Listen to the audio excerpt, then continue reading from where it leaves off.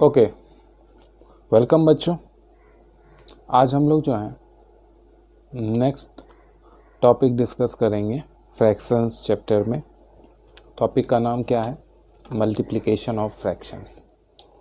अब अभी आपने इससे पहले एडिशन ऑफ फ्रैक्शन समझा, उसका प्रॉपर्टीज समझा, फिर सब्ट्रैक्शन ऑफ फ्रैक्शन समझा। उस पे बेस्ड हम लोग ने बहुत सारा क्वेश्चन किया, है ना, वर्ड प्रॉब्लम भी किया। अब आता है मल्टीप्लिकेशन। अब मल्टीप्लिकेशन कैसे करते हैं? ऐसा तो नहीं है आपको नहीं आता है, क्लास 6 में आपने पढ़ रखा है, लेकिन अब यहाँ पे है तो पूरा हम बेसिक से शुरू करेंगे।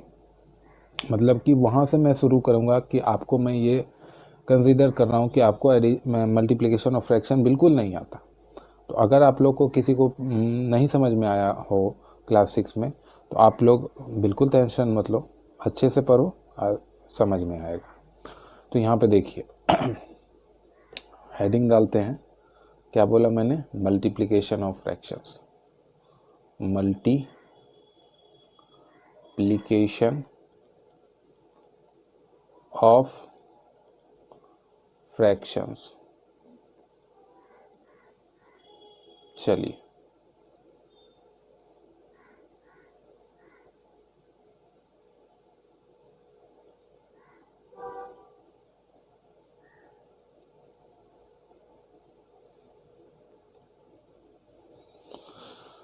मल्टीप्लिकेशन ऑफ फ्रैक्शन के लिए क्या रूल है देखिए थोड़ा।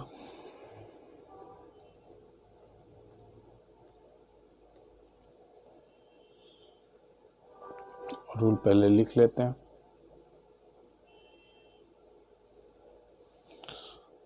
रूल जो है वो बोलता है कि जब भी आपको प्रोडक्ट निकालना है फ्रैक्शंस का, जिसको हम लोग लिख रहे हैं product of fractions is equal to product of their numerator, ऊपर में लिखेंगे प्रोडक्ट ऑफ देयर न्यूमरेटर्स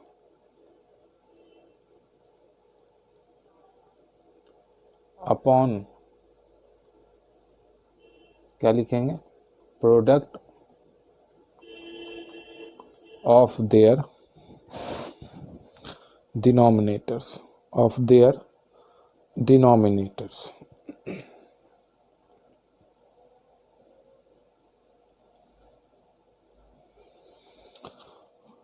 अब ये जो है स्टेटमेंट फॉर्म में हुआ। अब एक्चुअल में अगर आपको दो फ्रैक्शन दिया हुआ है, a बाई बी एक फ्रैक्शन है और दूसरा फ्रैक्शन है c बाई डी, और इन दोनों का आपको प्रोडक्ट निकालना है, यानी दोनों को मल्टीप्लाई करना है, तो आप क्या लिखोगे? a मल्टीप्लाई c ऊपर में, और नीचे में लिखोगे b मल्टीप्लाई d। ठीक है, ये आपको रूल फॉलो करना है जब भी आपको दो फ्रैक्शंस को मल्टीप्लाई करना रहेगा। जैसे फॉर एन एग्जाम्पल, अब हम लोग एग्जाम्पल करते हैं, है ना। ऐसे स्टेटमेंट फॉर्म में समझना आपको मुश्किल है, लेकिन एग्जाम्पल से आपको बिल्कुल क्लियर हो जाएगा। जैसे एग्जाम्पल 1 देखते हैं, फाइंड द प्रोडक्ट। क्वेश्चन जब भी आएगा इसका तो आपको क्या बोलेगा? Find the product. प्रोडक्ट का मतलब आपको पता है कि आपको जब भी प्रोडक्ट बोले मतलब दो नंबर को मल्टीप्लाई कीजिए। दो नंबर का मल्टीप्लिकेशन को हम लोग क्या बोलते हैं? प्रोडक्ट। जैसे दो नंबर का, दो या दो से ज़्यादा नंबर का को जोड़ी रही, दो ही नंबर का हो, जैसे दो हो या उससे ज़्यादा नंबर का एडिशन को सम बोलते हैं, वैसे दो या उससे ज़्यादा नंबर का मल्टीप्लिकेशन को प्रोडक्ट बोलते हैं। तो जैसे यहाँ बोला फाइंड द प्रोडक्ट, पहला क्वेश्चन दे दिया आपको, क्या दे दिया? 5/8 मल्टीप्लाइड विथ 3/4। तो ऊपर मल्टीप्लाई कर देंगे 5 इंटू 3 और नीचे मल्टीप्लाई कर देंगे 8 इंटू 4, है ना। ये सब बेसिक चीज़ है। ऊपर में आ गया 15 और नीचे में आ गया आपका क्या? 32। ठीक है, ऐसे ही एक और क्वेश्चन ले लेते हैं, जैसे 3/4 मल्टीप्लाइड विथ 5/2। ये कैसा आया देखो, दोनों फ्रैक्शन का जो न्यूमरेटर है उसको मल्टीप्लाई कर देते हैं 3 इंटू 5, और दोनों फ्रैक्शन का डिनोमिनेटर को मल्टीप्लाई कर देते हैं 4 इंटू 2। तो ऊपर में आ गया क्या? 5 इंटू 3 15 अपॉन 4 इंटू 2 8। अब ये अभी आधा ही आया है, 15 को 8 से डिवाइड दे दो, तो 8 2 जा 16 होता है तो ये ज़्यादा हो जाएगा। तो हम लोग 8 1 जा 8 कितना आया देखो 7। तो हम यहाँ पे क्या लिखेंगे 1 होल 7/8। ठीक है। एक और क्वेश्चन लेते हैं, थर्ड क्वेश्चन में देखिए क्या बोला है 9/16 मल्टीप्लाइड विथ 8/15। ठीक है 9/16 मल्टीप्लाइड विथ 8/15। तो हम क्या करेंगे न्यूमरेटर, पहला न्यूमरेटर को दूसरे न्यूमरेटर से मल्टीप्लाई कर देंगे, फिर अपॉन डिनोमिनेटर मल्टीप्लाई डिनोमिनेटर। तो 9 मल्टीप्लाई 8 क्या हो गया, नहीं रुको यहाँ पे कुछ कटेगा, डायरेक्ट नहीं करेंगे, यहाँ पे कुछ कटेगा। जैसे देखो ऊपर ये 3 3 जा 9 और ये 3 5 जा 15, ये 8 2 जा 16। तो अब फाइनली आ गया 3/5 इंटू 2 यानी कि 3/10। ठीक है। अब देखो फोर्थ क्वेश्चन में क्या बोला है 5/12 मल्टीप्लाइड विथ 9। ठीक है तो यहाँ 4 से मल्टीप्लाई कर देंगे, 4 3 जा नहीं 4 से नहीं 3 से, 4 से नहीं 3 से। तो 3 4 जा 12 और 3 3 जा 9। तो यहाँ हो गया 5 मल्टीप्लाई 3/4। तो यहाँ पे हो गया 5 3 जा 15/4। ठीक है तो 15 को 4 से डिवाइड करेंगे तो 4 4 जा 16 ज़्यादा हो जाता है बेटा। तो 4 3 जा 12, यहाँ पे क्या आया 3। तो यहाँ पे आया 3 होल 3/4। ठीक है चलो अब वैसे ही आपको नेक्स्ट क्वेश्चन देखिए, बोलेगा मल्टीप्लाई। तो मल्टीप्लाई में भी यही काम करना है और बोलेगा फाइंड द प्रोडक्ट, जैसे पहले में बोला था फाइंड द प्रोडक्ट तो उसमें भी वही काम किए थे। अब अगर बोलेगा मल्टीप्लाई तो उसमें भी वही काम करना है। जैसे कि पहला क्वेश्चन देखो 7 होल 5/9 बाय 3/2, ये दो फ्रैक्शन को आपको मल्टीप्लाई करना है। अब यहाँ ध्यान दो, दोनों फ्रैक्शन जो है, एक फ्रैक्शन आपका जो है वो किस फॉर्म में है, इम्प्रॉपर फॉर्म में। 3/2 जो है वो इम्प्रॉपर फ्रैक्शन है। तो ध्यान दो, अगर आपको मल्टीप्लिकेशन दे तो आप प्रॉपर को इम्प्रॉपर से मल्टीप्लाई कर सकते हो, प्रॉपर को प्रॉपर से मल्टीप्लाई कर सकते हो, इम्प्रॉपर को इम्प्रॉपर से मल्टीप्लाई कर सकते हो। लेकिन अगर गिवन 2 फ्रैक्शन 3 फ्रैक्शन 4 फ्रैक्शन में अगर कोई फ्रैक्शन मिक्स फ्रैक्शन में है तो आपको उसको सबसे पहले इम्प्रॉपर में कन्वर्ट कर लेना होगा, उसके बाद ही मल्टीप्लिकेशन पॉसिबल होगा। ये बात ध्यान रखना। तो जैसे कि यहाँ 7 होल 5/9 है तो इसको हम लोग इम्प्रॉपर में कन्वर्ट कर लेते हैं। अब इम्प्रॉपर में कन्वर्ट करने के लिए बच्चे क्या करते हैं, यहाँ पे पूरा लिखेंगे 7 इंटू 9 प्लस 5/9। फिर नेक्स्ट स्टेप में लिखेंगे 7 9 जा कितना होता है 63 प्लस 5/9। फिर नेक्स्ट में लिखेंगे इसका आंसर। मैं आपको ये सजेस्ट करूँगा, मैं आपको कंपेल नहीं कर सकता हूँ, कंपेल मतलब कि आपको विवश नहीं कर सकता हूँ कि आप डायरेक्ट ही करो। अगर आपका कैपेसिटी नहीं है ऑरली करने का तब तो आपको करना ही पड़ेगा, लेकिन आप प्रैक्टिस करोगे तो हो जाएगा। देखो ये क्या है, 1 डिजिट और 1 डिजिट का मल्टीप्लिकेशन है, ये तो हम लोग को याद ही है। 7 9 जा किसको नहीं पता है 63 होता है ना। 7 9 जा 63 सबको पता है। और 63 प्लस 5 मेंटली ऐड नहीं कर सकते हो, 68/9 डायरेक्ट लिखो ना, उतना क्यों लिखेंगे 2 स्टेप। उसके बाद लिखिए बाय 3/2, क्वेश्चन को फिर से लिखे, अब मल्टीप्लाई करते हैं 68/9 मल्टीप्लाई 3/2। ठीक है अब देखो कुछ कट रहा है तो उसको काटो, जैसे कि 3 3 जा 9 यहाँ एलिमिनेट हुआ, और 2 से काटेंगे तो 34। तो यहाँ पे आ गया 34/3। ठीक है तो 34/3 आ गया। तो हम लोग यहाँ पे डिवाइड कर लेते हैं छोटा सा, 34 डिवाइडेड बाई 3। तो 10 टाइम्स में क्या हो गया 30 बचा 4। ठीक है फिर 1 टाइम्स में ये मिनट फिर 1 टाइम्स में क्या हो गया 3 बचा 1, तो यहाँ पे क्या आया 101 होल 1/3। ये इसका फाइनल आंसर निकल के आता है।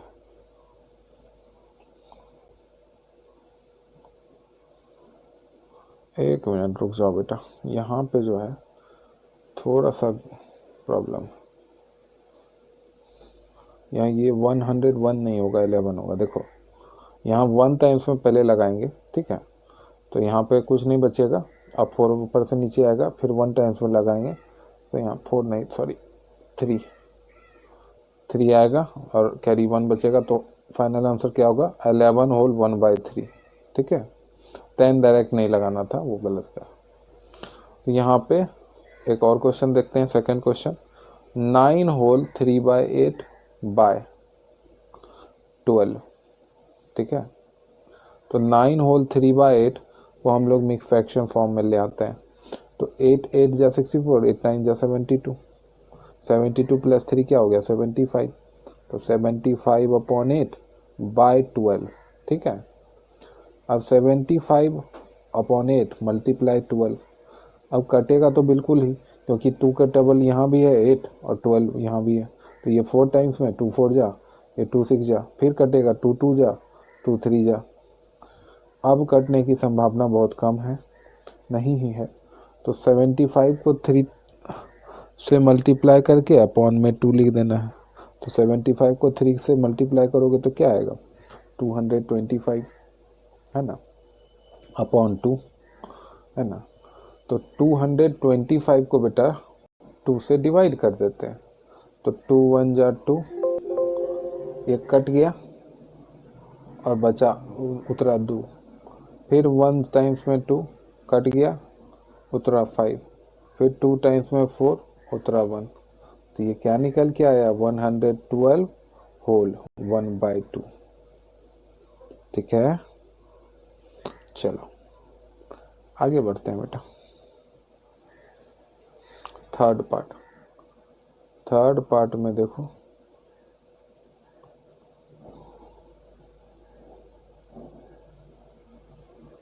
Six whole 11/14 bye 3 whole 1/2।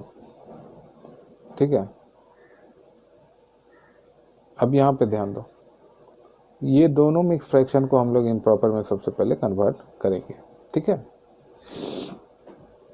तो यहाँ पे देखो 6 14 और 6 को 14 से मल्टीप्लाई किए, फिर उसमें 11 ऐड कर दिए, तो क्या आ गया 95/14 बाय, यहाँ पे क्या आ गया 3 को 2 से मल्टीप्लाई करेंगे 6 6 + 1 7/2, मल्टीप्लाई कर दो 95/14 मल्टीप्लाइड विथ 7/2, यहाँ 7 2 जा 14, अब कुछ नहीं कटेगा तो 95/4। ठीक है, अब 95 को 4 से डिवाइड लगा देते हैं, तो 4 2 जा 8, यहाँ बचा क्या 1, ऊपर से आया 5। ठीक है, उसके बाद 4 3 जा 12, यहाँ बचा क्या 3, तो यहाँ क्या आया 23 होल 3/4। ठीक है, इसको साइड में कर देते हैं। चलो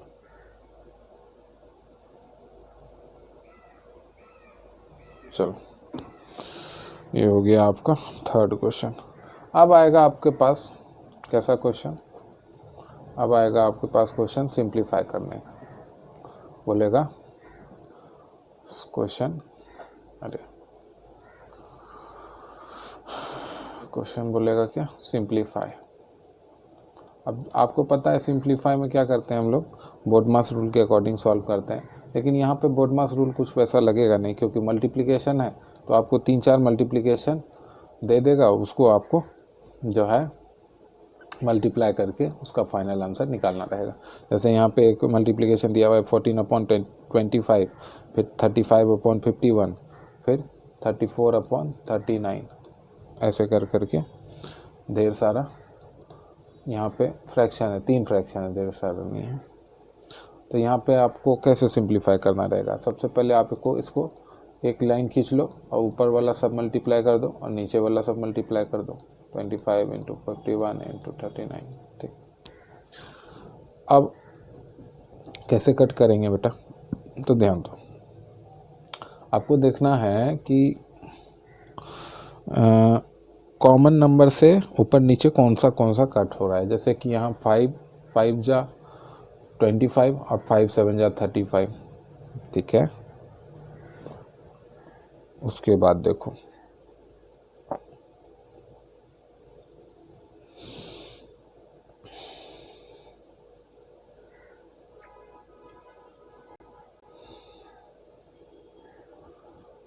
उसके बाद यहाँ पे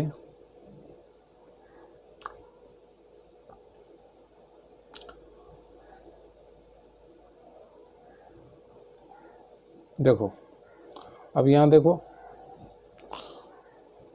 यहाँ पे एक मिस्टेक हो रहा था जिसके कारण ये सिंप्लीफिकेशन गड़बड़ हो रहा था। यहाँ पे जो है 39 नहीं है बेटा, 49 है, इसलिए कट नहीं रहा था।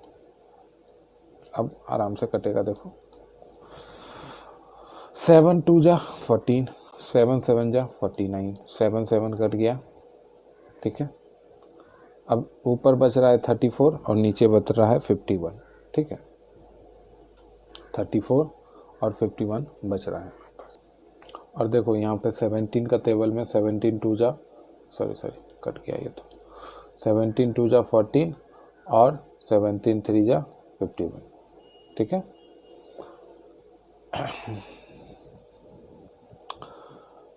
चलो, अब जो है क्या क्या बच गया, ऊपर में 2 × 2 बच गया और नीचे में क्या बच गया 5 × 3। तो फाइनल आंसर क्या आ गया 4/15, क्योंकि ये फर्दर डिवाइड नहीं हो सकता, ये सिंपलेस्ट फॉर्म में है ना। चलो।